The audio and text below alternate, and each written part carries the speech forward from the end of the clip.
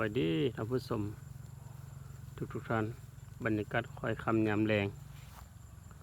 วันนี้ก็วันที่23เดือน10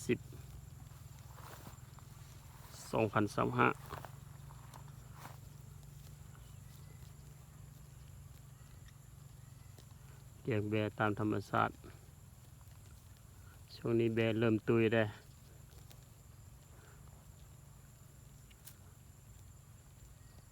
บางแม่ก็เกิดลูกละ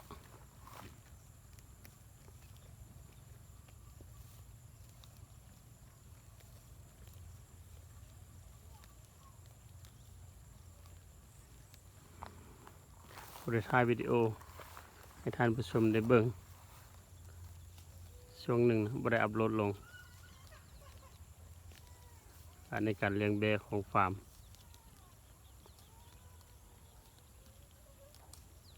เป็นแบบใด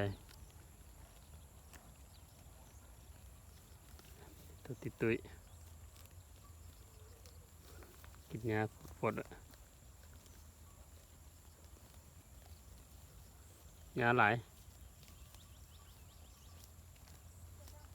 ช่วงนี้เดือน10เมษายน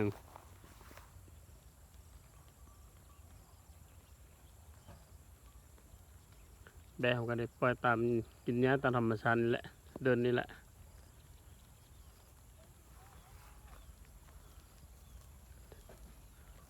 นี่ก็เป็นดินสิว่าแล้วก็ดินจัดสรร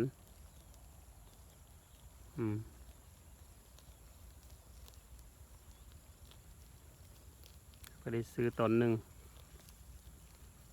แล้วก็มาเฮ็ดซื้อตอนหนึ่งแล้วก็มาเฮ็ดขกแบะใส่ง่ายขกแบะมาใส่พี่ขกแบะตัวเก่าหันเลี้ยงบ่ได้คิวเคมีโพดส่วนกล้วย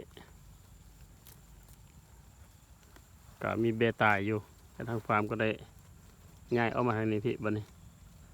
เริ่มตุยละแบะเด้ไอ้แม่นี่แม่ลูกอ่อนนะแม่ทองนะแม่นี่แม่ลูกอ่อน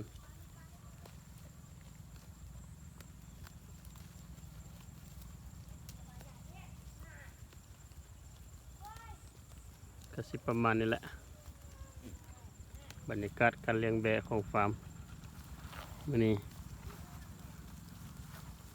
ฝากท่านผู้ชมกดติดตามช่องตามไปเบิ่งแบะได้อัปโหลดให้ท่านผู้ชมได้เบิ่งบรรยากาศการเลี้ยงแบะ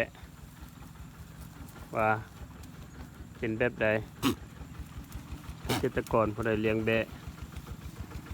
ก็บอกกันเบิ่งว่าแบะจ้อยแบะตุยสาเหตุใด